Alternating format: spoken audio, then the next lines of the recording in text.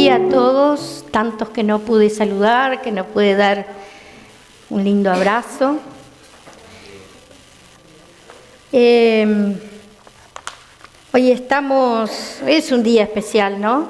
Es una celebración, es una convocatoria al recuerdo. Celebramos 116 años de nuestra querida Congregación de la Unión.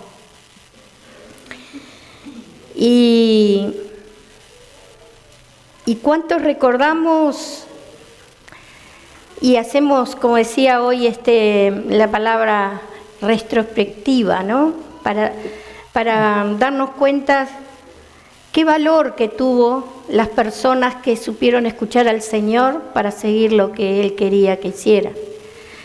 El llamado, el llevar de la idea o del deseo a la práctica, que todo ha tenido su tiempo.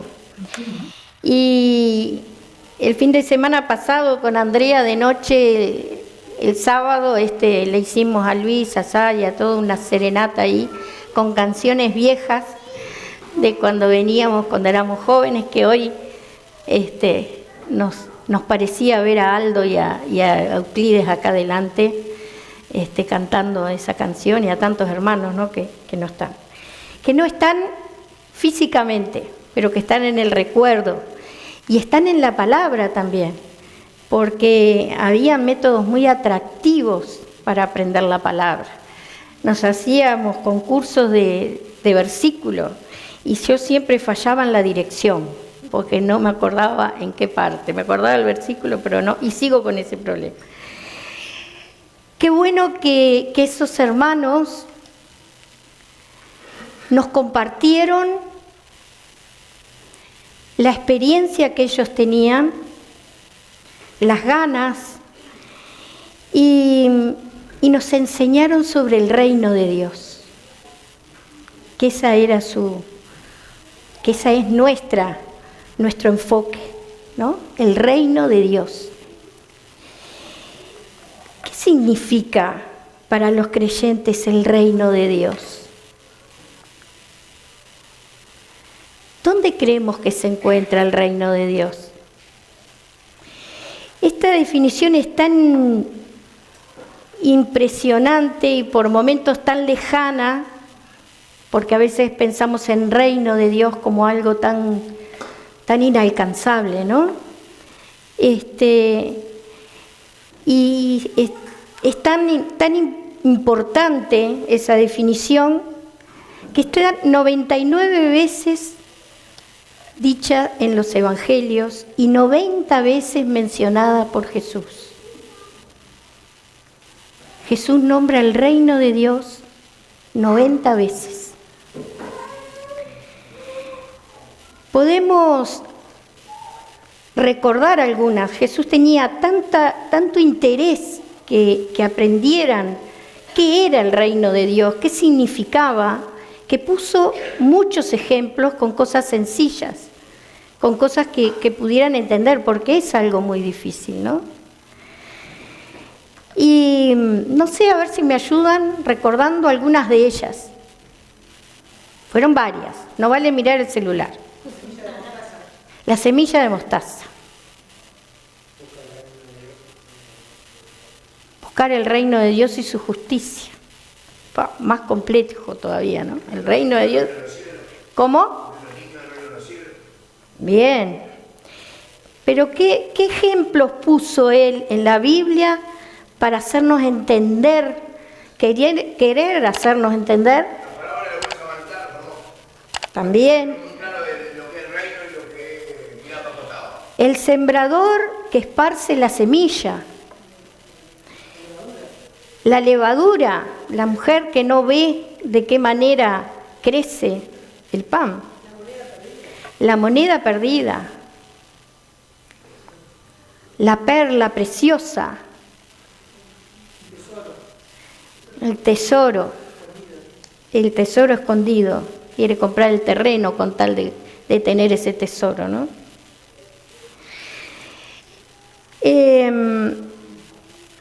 La semilla cómo crece y no nos damos cuenta cómo. La red llena de peces. El gran banquete. Y en ese nos vamos a detener. Si buscamos en Lucas 14, versículo 15 al 24.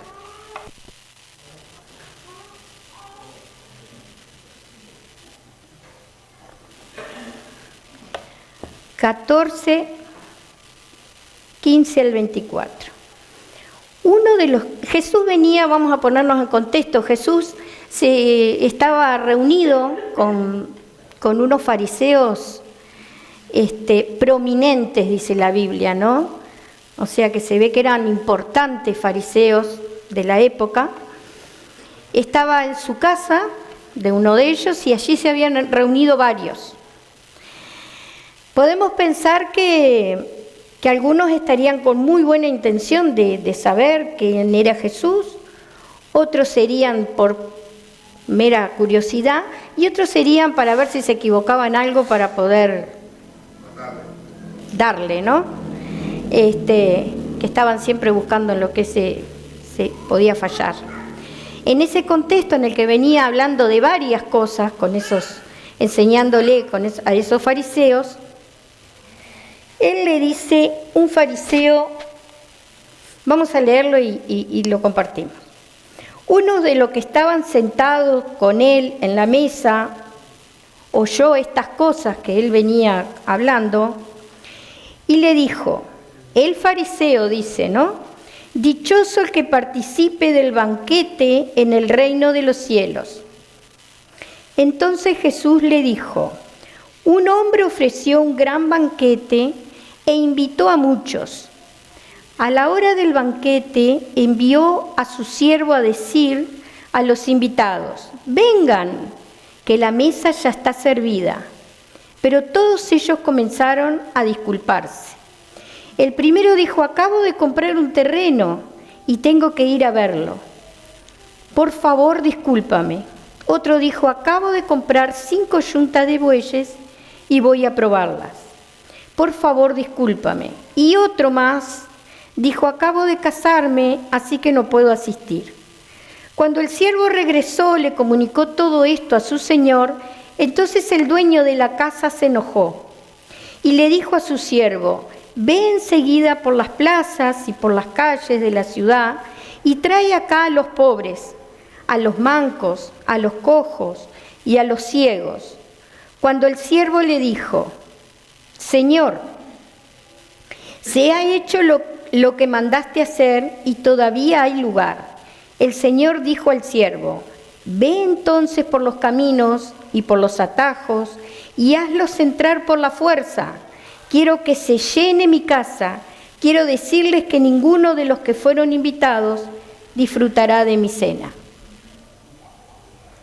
Yo me imagino al fariseo sentado, escuchando lo de Jesús y pasándole la mano en el hombro y diciendo, qué bueno estar, ¿no?, en el gran banquete, como queriéndose amigar con Jesús sin haber entendido nada de lo que Jesús venía diciendo, porque realmente él como que salió por un costado. Y le dice, Jesús aprovecha ese momento, nunca mejor servido, para compartir con mucha paciencia, sabiendo la intención de cada uno de ellos, le pone de ejemplo el gran banquete, con paciencia y con amor seguramente.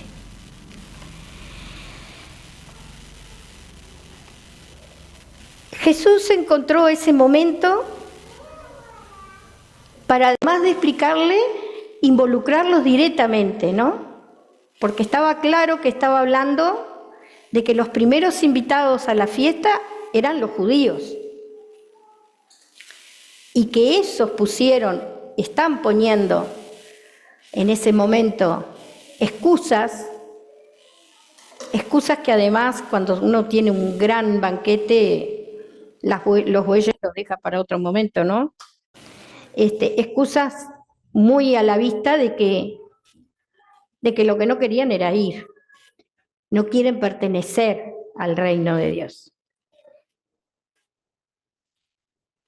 Los primeros invitados a disfrutar del reino de Dios era el pueblo judío, pero su rechazo al mensajero estaba peligrando el disfrute del gran banquete, el disfrute de la salvación, el disfrute del reino de Dios. Pasando a ser una invitación para todos, y gracias que es para todos, para todo el mundo, para nosotros, para los que estamos tan alejados de Israel, ¿no? Tuvieron al Rey de Reyes, al reino de los cielos al lado, y no lo vieron. Los maestros de la ley, quien se suponía conocían las Escrituras tanto, se perdieron el mejor banquete de su vida para pertenecer al reino de Dios. Para que el reino de Dios venga a nosotros por medio del Mesías, en el Antiguo Testamento se debían cumplir varios requisitos. La ley demandaba un sacerdote.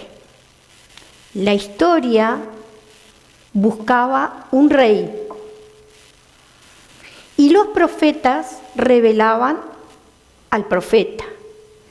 O sea, que el Mesías, quien acercara al reino de Dios, tenía que cumplir estas y otras cosas, pero vamos a enfocarnos en estas, ¿no?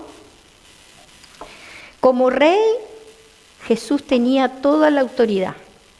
Ellos lo veían, porque se acuerdan que preguntaban, ¿quién es este que habla con tanta autoridad? Como profeta, declaraba la palabra de verdad, la palabra de verdad, la palabra de vida.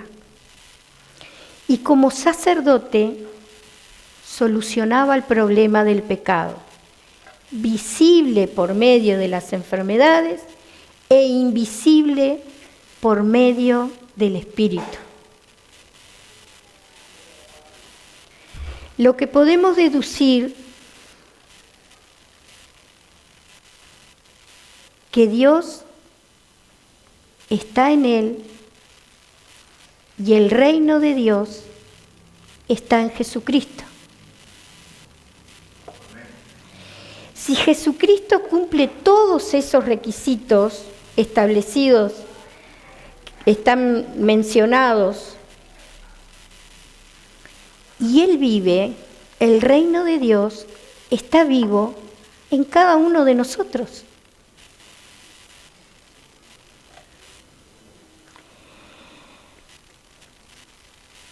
Jesús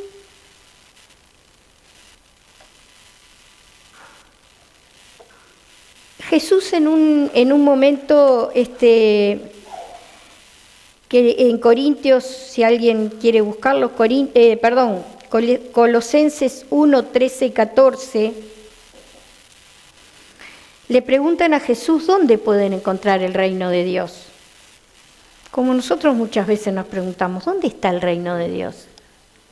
Y Jesús contesta tan claro que da respuesta a eso. ¿Alguien lo tiene, Melba? El cual nos ha librado de la potestad de las tinieblas y trasladado al reino de su amado Hijo, en quien tenemos redención por su sangre y perdón de pecados. Y en 1 Corintios 4:20,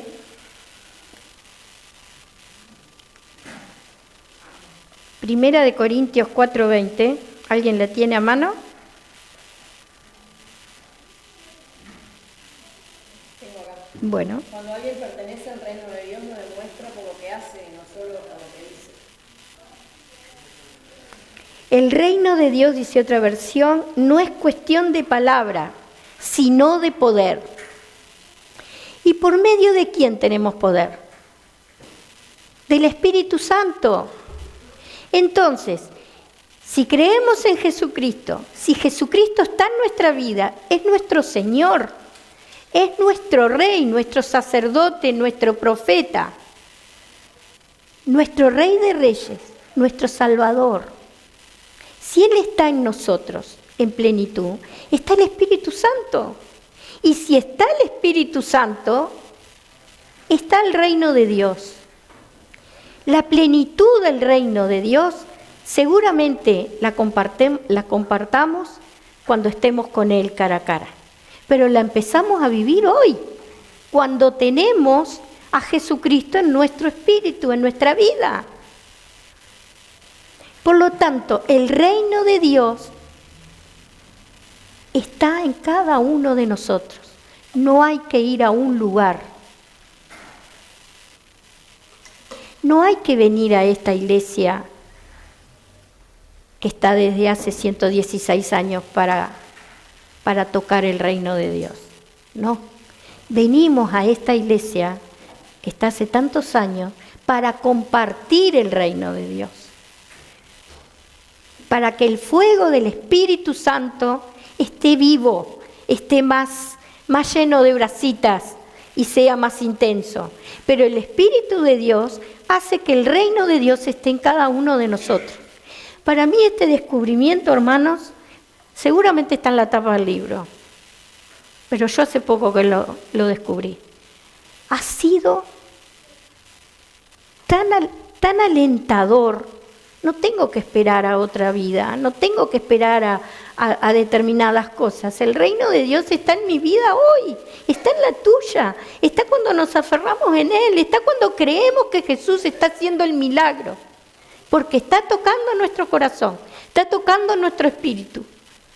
Tiene vida, tiene poder, pero tiene tanto poder como nosotros le demos el lugar.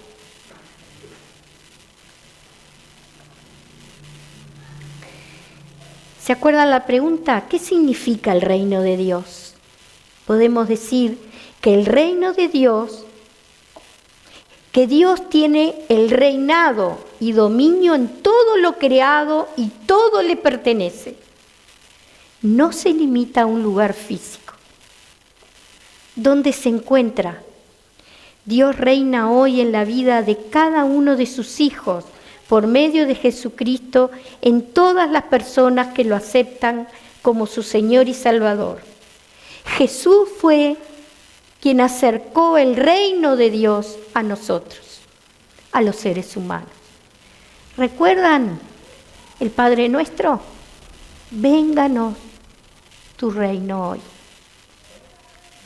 Jesús ya vino a traernos el reino de Dios. No esperemos al último momento de partida, porque todos vamos a tener una partida. No quiero ser funesta, pero es la realidad y es parte de la vida. No esperemos a eso para cruzar el puente. Hoy podemos disfrutar el reino de Dios. Y unámonos para que el fuego del Espíritu Santo no sea un fueguito que apenas subsiste, sino que sea una fogata inmensa que nos dé poder.